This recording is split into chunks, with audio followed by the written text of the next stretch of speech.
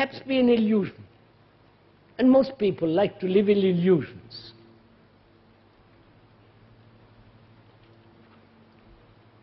And all your search and your demands, your hunger, has not solved or brought about a good society. You understand? A good society. A society that's based on peace. There is no violence. There is no each one trying to fulfill his own ambitions, all the rest of the violence. The purpose of our inquiry into all this is to bring about a good society in which we human beings can live happily without fear, without conflict, without all this striving, struggling, all the brutality and all the rest of it. Because that is the purpose, that is the intention of inquiry. Because society is built out of the relationship of people. If our relationship is not correct, precise, actual, then we create a society which is now, which is what's happening in the world. Right? So our inquiry into this, which is why human beings separately, you are seeking something, another is seeking something totally different. Each one is asking something different. Right? And therefore there is always this self-centered movement.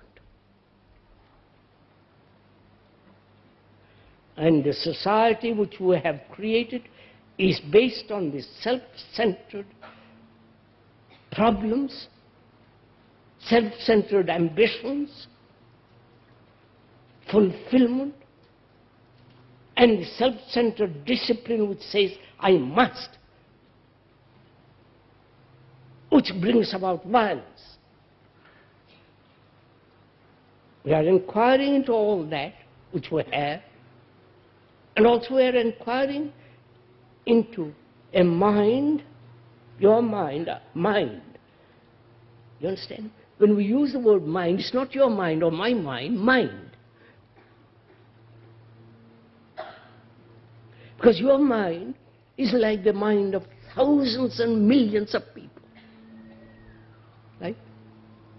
Striving, struggling, demanding, following, accepting, obeying, idealizing, belonging to some religion, sorrow, pain, anxiety is what your mind is that, and the other minds are like that. Right? So, your mind is not yours. It's the mind. I don't know if you see this. You may not see this because your vanity, your sense of individual importance may prevent this observation which is actual.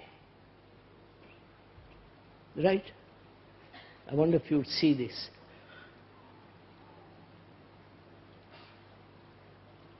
That's why, until we really understand this, that we human beings are so similar psychologically.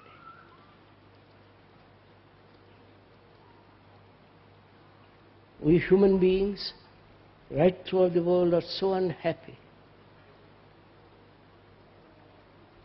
They all pray, but prayer doesn't answer this problem. They're still unhappy, still striving, still despairing. This is the common mind.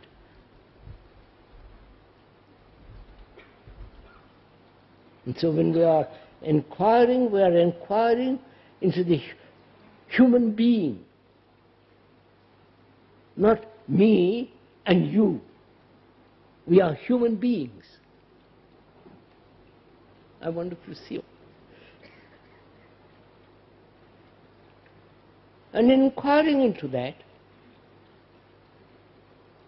can one observe the outward world, the divisions and all the rest of it, the terror, the danger, the politicians with their criminalities,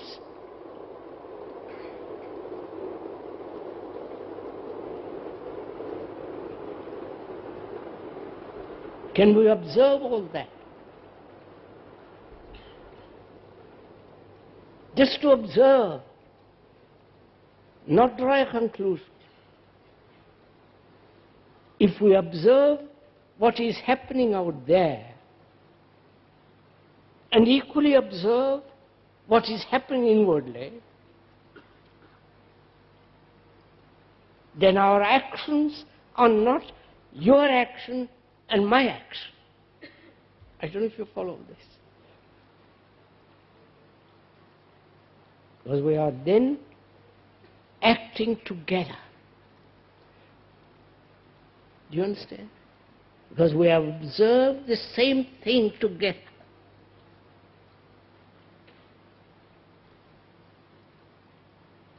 Now we are asking what it is that we are seeking. Do you understand? If you ask yourself, what is it you are seeking? Is it money? Is it security? Is it to be free from fear so that you can have everlasting pleasure?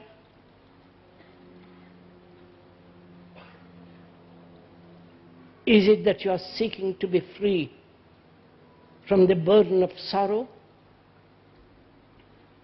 Not only your burden, but the world's burden of sorrow.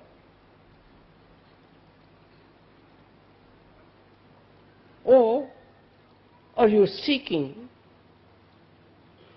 apart from all the religious nonsense,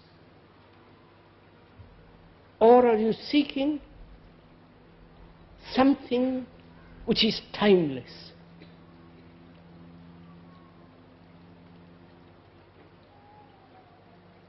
Something that thought has not touched at all. You understand?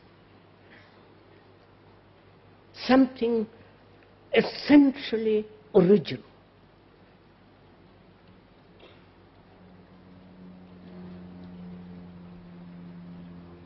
Something that is absolutely incorruptible.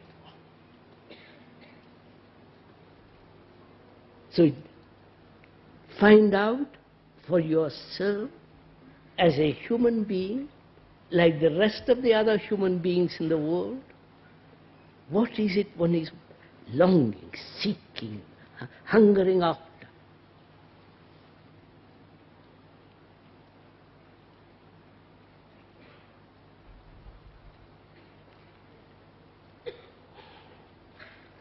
If one is wanting experience,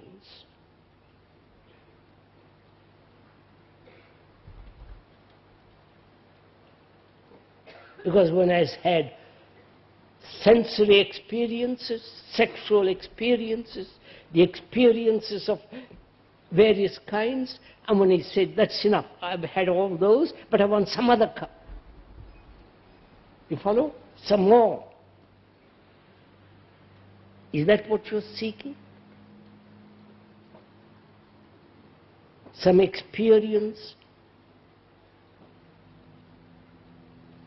which will give you great delight, great understanding,